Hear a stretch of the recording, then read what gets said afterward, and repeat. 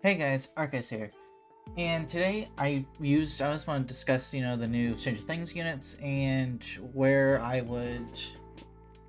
how I would like rank them in today's like current meta and stuff, and yeah, that's what I want to discuss and everything, because I've used all four of them, and I have some thoughts, and opinions on certain characters, right?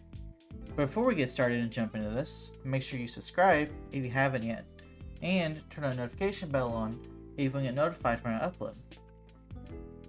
First, we're gonna start off with is Jim, right? Now Jim is honestly probably the second best unit out of all four, and he's honestly really good. And if you have him, number one, he's good for the current collab units. He's good for past collab units. He'll be good for also future collab units as well, right? All because his passive, in all honesty, is really, really good. Now, let's look at his cards and look at his passive and then his ult, and then I'll get some more thoughts and opinions on him, right? So his passive is honestly the best part about him. It's Marksman. At the beginning of your turn, randomly applies direct hit on 2 enemies for 1 turn. Enemies with direct hit take 4% more damage and become poisoned for 1 turn when attacked by collab heroes. Activates when entering battle, and you cannot do this in deathmatch, right? And now, in my experience, this has gone on into the enemy's turn as well. So, like, direct hit, when it applies on your turn, whenever you go to the enemy's turn, they still have that debuff there. But then it goes away once their turn ends, and then, of course, it gets put back on 2 random other heroes, right? This is, honestly, it's really, really good at last on their turn, because we don't have one yet, but in the future, we could, with the collab, have a countering / stance-like collab unit. And with Gym Hopper, that is really, really good, because imagine someone like Chandler getting an extra 40% off on his counters. Like, that's honestly really, really good, because that would go from 30,000 level 1 almost to like the 45k, somewhere around that range, like 43 to 45, right? That's really, really good. And then, of course, his level 3 would go up to like 75k. His level 2 would be roughly 58k, somewhere around there. So yeah, it would actually do a lot of damage, especially when it comes to DPS units. Their health isn't like the best, like it's like 140k. So that's close to a third of their health. And yeah, that's really, really good. So let's talk about this one, right? This card right here, it depletes ultimate gauge, which honestly, ult control always is really good. Especially for something like an Sultan Meliotis team, or the one Escanor who has one of the strongest ults in the game, or Goddess Liz. Having ult control is always a good thing, right? Especially on these collab type teams. Because if you have some type of control so you can control the field and exactly what happens, that's just really good for you, right? And then, of course, you have a stun card here. There's nothing much to say. I mean, you've used Goddess Liz. Goddess Liz stun card is amazing. This card is no different. It's just really good. And he has the attack to legitimately actually hit them and not actually get patience, right? So, yeah. And then, of course, his ultimate is a weak point ultimate. And if you have him, you're always going to be having a guaranteed type of debuff on them. Because his passive guarantees put debuffs. Like, every single turn, it's a guaranteed debuff on the enemy team, right? May not be guaranteed on who you want to use ultimate against, but there is always a guaranteed debuff along with his weak point ultimate, so that's honestly really, really good, right? So I would rate Jim probably like the second best out of all of them, right? Let's move on to 11. 11 I would rank the best, right? Because if it wasn't for one specific character, in honesty, she would probably be absolutely considered broken. Like in top 5 units of the game. 5 to 6, right? But because of one unit, and that came out recently in JP, she's not considered broken. And that one unit's Chandler. Chandler, with HP defense gear, can actually do a lot of damage back to 11 and basically kill her. To the point of you go into the next phase, next turn, to the enemy's turn, or back to your turn, and then you just destroy 11 with one card. Yeah. But what her passive does is that she increases her damage dealt by 40%, and you combine that with Jim, and it's basically an extra 80% damage on top of her already having one of the strongest attacking cards in the game, Power Strike, and then her AoE is also extremely strong, one of the best AoEs in the game. And then of course, the trade-off having that extra damage is she takes 10% of her health. It's remaining, it's not totally like it says remaining HP, for each skill use, which honestly remaining is really, really good. Because 10% of like 30k is only 3,000, but 10% of like, or full health like 150k is like 15,000, right? So it ranges, but it's honestly, it's a really good trade-off, and it's not that bad. It's honestly not that bad to have your health decrease by 10%. It doesn't affect you that much, right? Now, Wave, right? So Wave is weird. I mean, it's still extremely strong. It's one of the strongest AoEs in the game. But it has the percentages of a single target attack. As you can see here, it has this percentages. But the trade-off for having those percentages is that it has a special new effect called Wave. Damage dealt minus 4% per enemy on the battlefield, right? So, of course, if there's 3 on the battlefield, that gets decreased down to 168,000. Which is still extremely strong, but it's a trade-off, right? And then if there's only 1 enemy on the field, it's as strong as a normal single target attack, right? I hope you can't hear that. My dog was messing with my blinds. She likes to lay in the sun.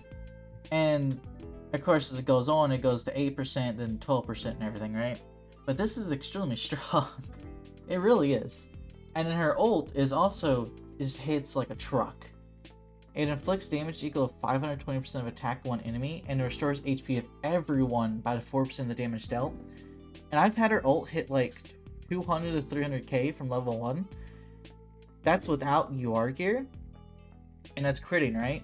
And 40% of that is like close to 100k. If she hits 300, it's like 130k. Like it's like 80 to 130k is what you'll be healing everyone, and that's half to almost everyone, all full of everyone's HP, right? That's a lot of HP being recovered there.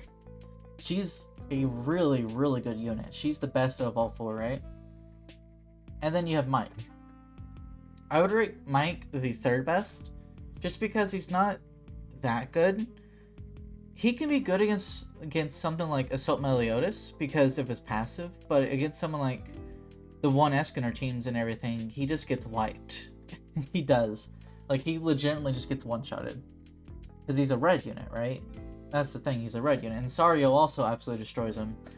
The thing about Sultan Meliotis is that you just cancel out his buff of attack-related stats by doing this. By applying this passive right here, right? And it's 30%, and it, you know, it does stack, right? So it legitimately just cancels out Sultan Meliotis' buffs and everything. But yeah. If you hit him, if he uses a single target attack, and all he has is single targets, right? Whatever target he hits gets a debuff for attack-related stats by 30% for 2 turns, right? And of course, his first attack card is a single target infect card.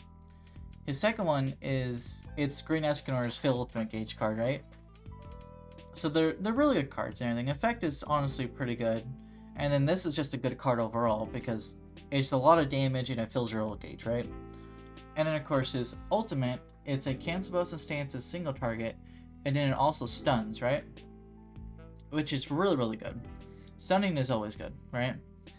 And yeah, this is just, he's an okay unit. He's really good against Sultan Meliotis. He can be good in PvE, right? But in all honesty, he's not that good.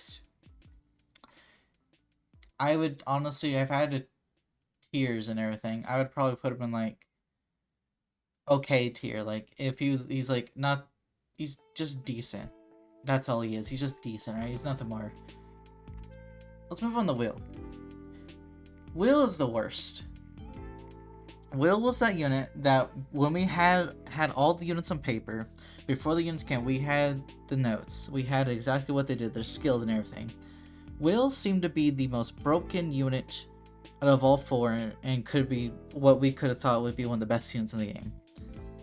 Then it turned out he's quite literally low on the tier, very, very low. He's below a lot of SSRs and SRs. He's not that good. He's not. His passive, okay, I'm going based off PvP. In PvP, he's not that good. I'm thinking that in something like, per se, maybe he might be good in 3v3. I haven't tested him out in 3v3, but I thought of a few things that he could be really good in 3v3. But in normal PvP, where you're controlling everything and you have an actual human player, he's not that good. But against bots, he could be good, but he's absolutely garbage against players. Because his passive, what it does is, if an ally, this is one time only, right? Only one time per battle this can happen. Per person, right? Per unit, one time per battle. If an ally's health falls below 50% due to an enemy skill use, they will have all their stats decreased by 20%, their gauge is sealed, and then it applies one superpower, which grants all damage, it grants damage immunity, all forms of damage immunity for one turn, right? And the thing about this is that this is a double-edged sword, right? Because, like, in all honesty, it's really good because, you know, it lets you have a free turn, but at the same time, it lets your enemy have a free turn, because that minus 20% to all stats and having your gauge sealed is honestly really bad. Because 20% to all stats is just not good, right? And then on the enemy's turn, they can just abuse that. Like, say if they wanted to trigger that, they can, to make it where your stats are really, really low, so your ultimate doesn't hit as hard or something, if you have an ult and everything, so they make it where you're below 50% and that effect activates. And then they can just prepare themselves to control the field the next turn and just start dominating and winning, right? It's a very, very big double-edged sword. And then, of course, we have his, this is a single target. It doesn't hit very hard, but it prevents all gauge from filling up. It's not really, we don't have a cleanse meta right now, so this is a, can't be cleansed, so it's honestly half decent. And then you have this card. This is the card that we thought was going to be extremely busted, because it's Escanor's Flood. It's Escanor's single target card that hits one time and just does ooga booga damage, right? This card doesn't hit hard. It really doesn't. It's a really low percentage. It's an AoE, it just doesn't hit hard. It doesn't hit really hard at all, right? And then of course you have his ultimate, right? His ultimate is a AoE Sever. If you know what Sever did, it says right here, it does 3 times crit chance increase, right? And his ult his ult doesn't hit that hard, right? Like, it's an ult. An ult always hits like a certain amount. But his ult just doesn't, it's one on the lower end when it comes to ult damages and everything. You won't be seeing big numbers from this guy. You know, he seems like his kit seems like something that where he could do big numbers, because he has like Escanor's attack card. He has a really good crit ultimate that's AoE. He can prevent ult rushing an enemy team and everything. He has something that makes it where your team gets damage immunity for a turn whenever they take a certain amount of damage. But in all honesty, he's not that good. Like, it's on paper, he sounds amazing, but when it comes to in-game PvP, where it's a human versus human, not bots versus bot or human versus bot, he's not that good, right? He's really not. But yeah, that's it. That's the video. Thank you guys for watching. I'll see you guys next video. Bye bye!